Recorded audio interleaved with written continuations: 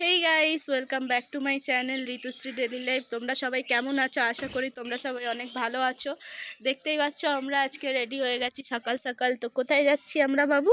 কোথায় যাচ্ছি? বালিগঞ্জে। তো কোথায় যাচ্ছি তোমরা ভিডিওতে দেখতে পাবে। তো সঙ্গে থাকো, দেখতে থাকো ভিডিওটা পুরো। তো ফাইনালি আমরা ঘর থেকে বেরিয়ে গেছি। এই দেখো আমি টুকটুক টুকটুক করে হেঁটে চলেছি গন্তব্যস্থলের দিকে। এই যে আমরা তো ট্রেনের মধ্যে ভিডিও করতে পারিনি, প্রচণ্ড ভিড় ছিল, যার কারণে এখন ট্রেন থেকে নেমে আমরা যাচ্ছি আমার শ্বশুর শাশুড়ির সাথে মিট আপ করবো। মিট আপ করে ওখান থেকে একসাথে আমরা সবাই মিলে যাব। তো কোথায় যাচ্ছি, আমরা কি করতে যাচ্ছি, তো দেখতে থাকো তোমরা।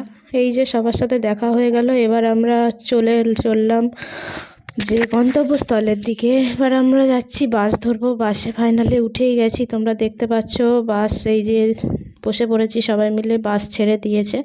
তো আমরা কোথায় যাচ্ছি তোমরা সঙ্গে থাকো, দেখতে থাকো ভিডিওটা পুরো।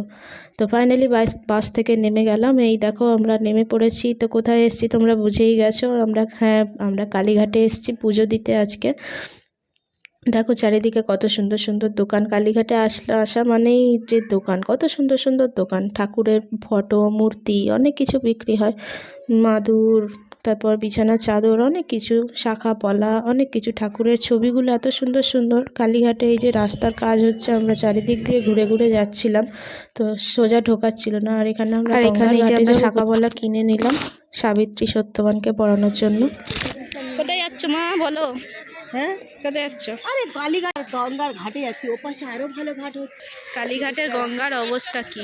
হ্যাঁ, আচ্ছা, জল তো দূরে দূরে নৌকা দাঁড়িয়ে আছে। হ্যাঁ, আসছে, সবে জল হচ্ছে, বললো তো না হওয়ার চান্স বেশি, জোয়ার আসছে। এদিকে আবার জাল করে রেখেছে, জাল বেঁধে রেখেছে ব্রিজে। হ্যাঁ, পুরে এ পর্যন্ত উঠে যায়। চারটের সময় এলে কিন্তু তখন একটু জল বাড়তে পারে। এই দেখো গঙ্গার ঘাটে এসেছি আমরা, আর এখানে আমার শাশুড়ি মা গঙ্গা জল নিচ্ছে।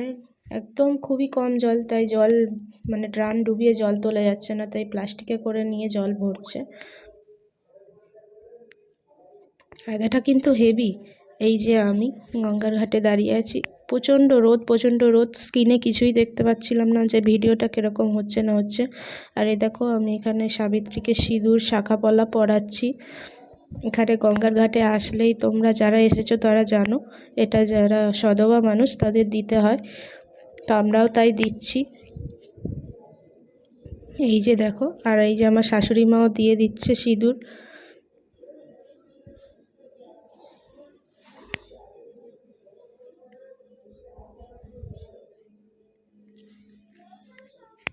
আর এই যে সিঁদুরটা, বাকি সিঁদুরটা নিয়ে আমাকে দিচ্ছিল। আর এখানে আমরা গঙ্গার ঘাটে কয়েন ফেলছিলাম, যেতে যাদের মনে যা ইচ্ছা আছে সেই নিয়ে। আর কোথাও ঘুরতে আসা মানেই আমার মেয়ের বায়না খেলনার জন্য। আর খেলনার এখানে বাচ্চা দেখে এত দাম বলে, প্রচণ্ড দাম। আর এখানে বেরোতেই দেখো বজরংবলীর মন্দির, ভোলানাথের মন্দির, আর এই যে বেরোতেও সাবিত্রী সত্যবান। আর এদিকে আমরা চলে আসলাম মন্দিরের দিকে, কারণ আমরা 4টের আগে গেছিলাম, 4টের সময় মন্দির খুলবে। তো আমরা চারিদিকটা ঘুরে ঘুরে দেখছিলাম। এই দেখো এখানে প্যারা নেওয়া হচ্ছে। কালীঘাট মানেই প্যারা, প্রসাদ মানেই প্যারা। আসলেই এখানে প্যারার গন্ধে মন ভরে যায়। আর আমি কালীঘাটে আসা মানেই হচ্ছে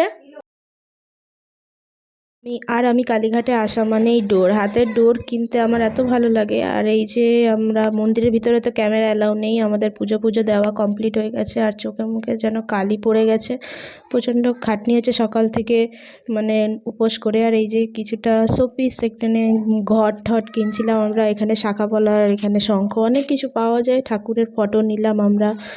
এখানে আমার শাশুড়ি মা ঘরে টাঙানোর জন্য নিল, কি বলে এটা জানি না। তো এখানে আমি মায়ের ফটো নিলাম, 3টে ফটো নিয়েছি।